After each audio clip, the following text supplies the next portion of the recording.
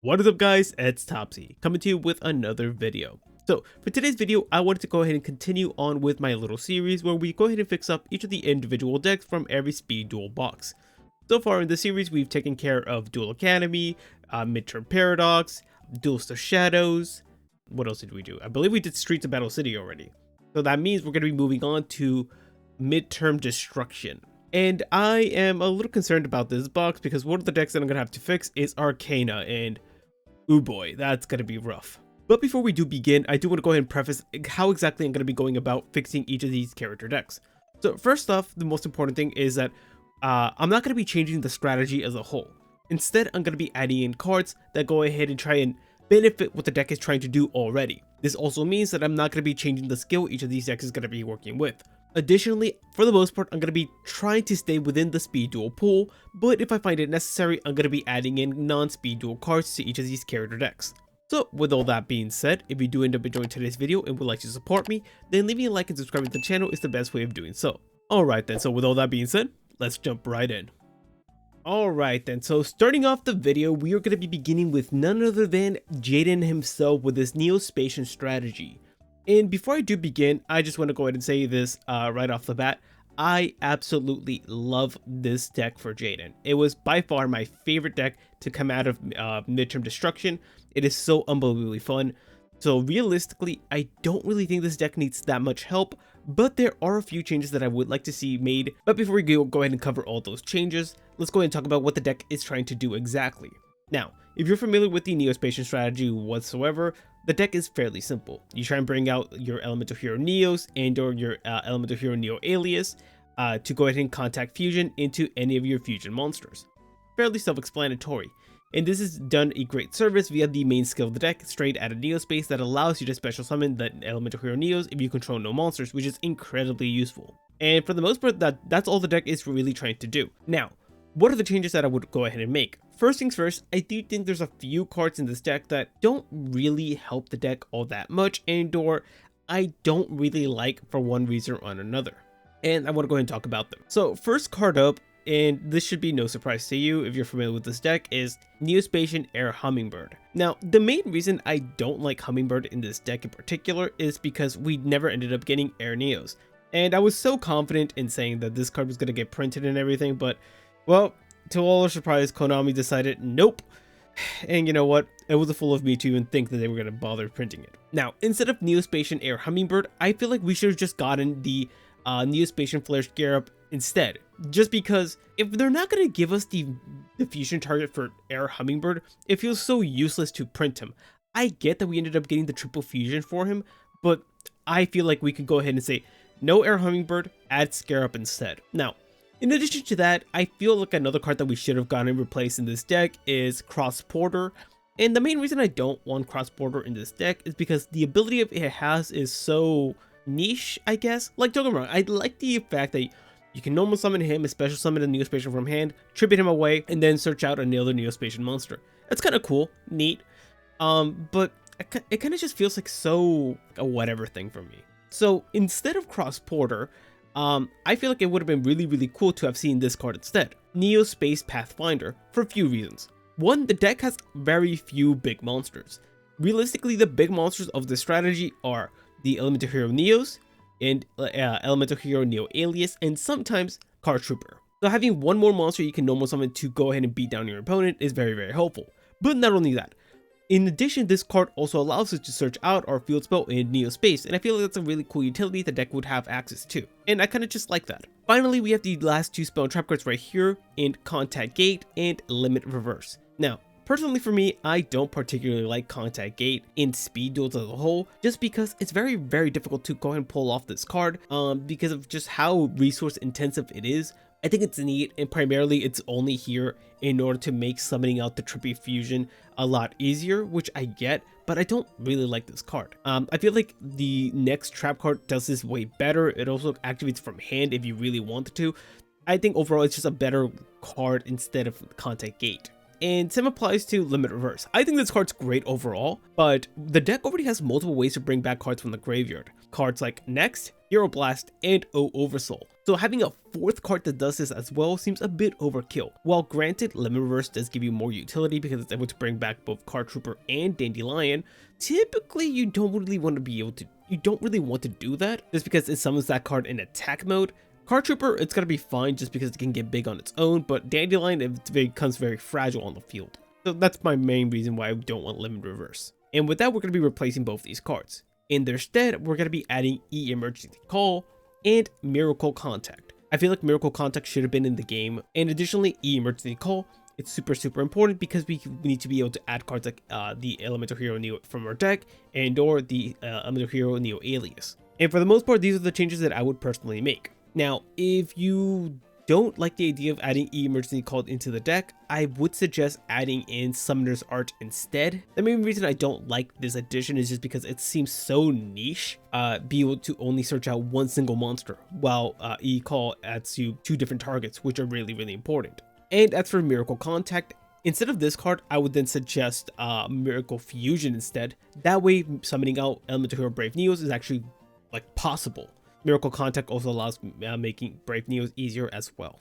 Now, there's one more card that I would suggest adding into this deck, that being Flare Neos. And the main reason being because we ended up adding Flare Scarab, I would say add Flare Neos and remove Elemental Hero Storm Neos. Now, personally for me, I don't love the triple fusions just because they are so resource heavy and intensive that sometimes it just doesn't feel worth summoning out.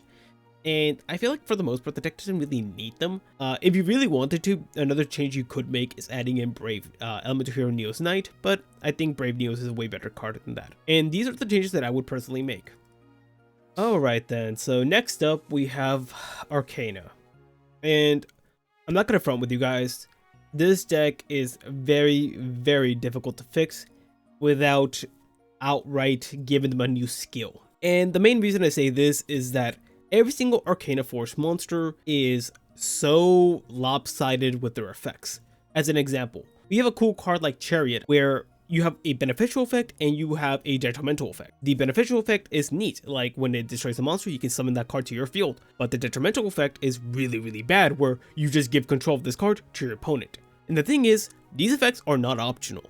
All these effects are on summon, which is really rough because all these effects are based on a coin flip. Granted, the deck does have ways to try and like get you out of like these bad situations via the field spell, but the field spell is very difficult to get a hold of because your search card in Arcana Reading, which is a really good card for the deck, is also a coin flip in order to activate this effect. As I said, this deck is kind of cooked in the way that it works just because it's so difficult to get these effects going off, and typically you just do not want to activate them if you can't guarantee the effect you get from summoning these cards. Now, the deck tries to help you out with this with the main skill in Destructive Fate, where you are allowed to pay half your life points in order to dictate the coin flip effect. For the most part, I found myself whenever I would practice with this deck not wanting to activate this effect with specific cards. Like, I don't want to go ahead and normal summon a card like, I don't know, the Empress and or like Chariot and pay half my life points just to make sure that I don't have a bad effect on my side. So these are like the main issues that I had with this deck. Now that we understand what exactly the deck is trying to do, what are my changes that I would personally make? Well, the first thing I would do is give the deck a better access to their field spell, Light Barrier. And one of the best ways of doing this would be by the addition of none other than Arcana Force, the Fiend. This is one of the newer pieces of support that the deck ended up getting, and this card's great. It has a great effect in order where it lets you just pitch him from your hand in order to search out the field spell. We've had so many cards in the game already be able to do that, but in addition, it has a very powerful effect where whenever it declares an attack, it's able to pop an opponent's monster and burn them for 500. But if you don't like the idea of adding in the Fiend, then another card you can go ahead and add in is none other than like Metaverse. Just because this does essentially the same thing, but it's much slower. And instead of Arcana Force of Fiend, I would suggest removing the Light Ruler. I like the idea of revolving the deck around the world better, just because the deck does not swarm the field very well whatsoever. So I would replace, that would be my replacement. Another card that I would suggest adding into this deck would be a way to search out your Valhalla, Hall of the Fallen. And to my surprise, there's actually a card that does that. That being Hecatrice. And the cool thing about this, it works the same way as the Fiend, where you can pitch it to search out your continuous spell. But I can understand that this would be a bit much for the strategy, so there's another suggestion that I do have, and that is giving the deck Swords of Revealing Light, just so you can go ahead and save yourself a few turns to go and set up and get your board presence to what you want it to look like. Now, I feel like Swords of Revealing Light in this deck in particular fits it really, really well, not only because of playstyle, but thematically too. I could definitely see Sartorius playing a card like this in the anime, so I would go ahead and add it in. In their stead, I would replace a card like Fountain of the Sky, just because you don't really want to get rid of your cards by banishing them. I mean, granted, it's cool that you gain life points, but I don't know, it just seems so minuscule to what the deck is trying to accomplish. So I would replace that. Last thing I would replace is potentially Inverse Universe. I like the addition of this card to the deck, just because every single one of your Arcana Force monsters has both the same attack and defense, which is kind of cool. There would be situations where this could come up where you one of your weaker monsters would be able to destroy an opponent's monster that's stronger, but like they don't have impressive stats for the most part, at least like the normal summonable guys. So I would say that Inverse Universe, well, cute, it's more niche than anything else. And instead of this card, I would just say give the deck access to Shining Angel, just to get the ball rolling with some of your more important cards. So these were the big changes that I would do for Arcana. But again, I do suggest that if you want to give the deck a lot more fighting power, then Hecatrice would be really, really good in this strategy, and just replace it with like Shining Angel. And this version of the deck would work so much better. It would still struggle a lot just because you're still playing Arcana, but it would be significantly stronger and be able to compete a lot better. But give me your thoughts. Okay, so next up we have Mr. Dino DNA himself, Hassleberry. And genuinely speaking, this deck needs such little work done that there's only like one card, maybe two cards that I would change from here in particular, and that's primarily just nitpicks on my side. So essentially, Hassleberry's deck is super simple to understand. Summon Big Dino, beat down your opponent. You can do that via summoning any of the large dinosaur monsters you have, or you can pitch your Destroyosaurus from your hand to search out Jurassic World in order to power up all your monsters even more. Additionally, the deck is trying to enable either one of their larger dinosaur monsters like Ultimate Tyranno, or Fusion Summon using their Dyna base in order to summon Dyna Tank, and then like just oppress your opponent a lot with your power spells. Essentially, the deck is very, very simple, as I said. Not super complicated. Their skills also help you protect your dinosaur monsters, and the deck is just, it works really, really well. Now, what would I do to fix this strategy? Well, first things first, I would go ahead and replace one monster in particular, that being Gillosaurus. And the main reason I would replace Gillosaurus is because I think this card is great. I love Gillosaurus as a whole. But in this deck in particular, I don't think it does enough in order to facilitate what the strategy is trying to do. It's great because it gives you another body on field in order to, like, I guess, attack your opponent and apply more pressure, and or you can special summon him and then give yourself a Dark Triceratops a lot easier, or your Sauropod Brachion, but I don't think it's particularly necessary for Gillosaurus to be in this strategy. And instead, I would replace it with another dinosaur monster that would do much more for the deck. And there are three cards in particular you can add in, and they all have their own reasons to be added to the strategy. First one being Giant Rex. This would be the most powerful card that you could give the deck, just because it has so much utility with the cards like Spacian Transcendence and or Survival Instinct in order to give yourself like a beneficial effect off these spell and trap cards, but also gives you a body on field once again, and then it's just card's incredible. Another card that I would consider adding in would be Kabuzo, and the main reason for this is in order to help out with the Survival Ants trap card, since it would give you two special targets for this effect. The final card that I would add in would be potentially Hyper Hammerhead, in order to get rid of tricky monster your opponent may have. It's another searchable target. It's a card that already exists in SpeedDuels, and it's just overall really, really nice to have in the strategy. For me in particular, I think the card that I would want to go with is Kabuzo, just to have that trap card be live much more often. This card is incredible, and it's so powerful, and I feel like if we could give the deck a way to enable it a lot easier, it's the better for you. But if you want to go ahead and still stick around to fix the deck a little bit more, then I would suggest adding in another Paleo. Eldonia would make your monsters a lot more stronger, which is just a really good thing to have in this strategy, while Canadia would give you a lot more versatility in the way you play. The card that I would replace for these additions would be potentially something like Volcanic Eruption. Another card that you could potentially replace could be something like Survival's Instinct. For me, I think I would replace the Volcanic Eruption just because it's such a specifically niche card, and then just give them Canadia. And that might have been a bit too much for the deck, just because the deck was already strong as it was, but give me your thoughts. Alright then guys, now we're on to the very last deck, that being Jim's Fossil Strategy. And just like Hassleberry, this is an extremely strong strategy that doesn't need that much help in order to go ahead and fix it up a smidgen. What exactly is this deck trying to accomplish? Well, essentially, you want to go ahead and load up your graveyard with a lot of rock monsters of various levels in order to facilitate the fusion summon of your fossil fusion monsters. And the deck is really effective of doing this. It has a skill in Major and Paleontology that allows you to go ahead and fusion summon these cards. You're able to use your opponent's graveyard. The deck is great, and it's very powerful. Now, what exactly would I do in order to help the strategy a bit more? Well, the first thing I would do is replace two cards in particular, those being Bit-Test Mammoth and Pot of Avarice. And I particularly don't like these two cards for a few reasons.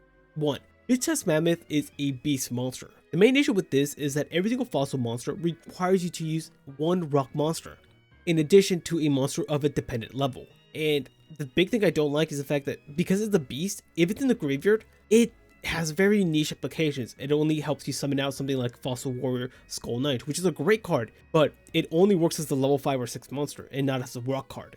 So I don't like that whatsoever. And I would go ahead and replace this card with Goranmerg. It's a card that already exists in the game. It's a level 6 rock card. So this means that even if you don't send it to the graveyard for whatever reason, you can also use it as a tribute summon, which is a great utility for this deck. As for Pot of Avarice, I don't like Pot of Avarice for one particular reason.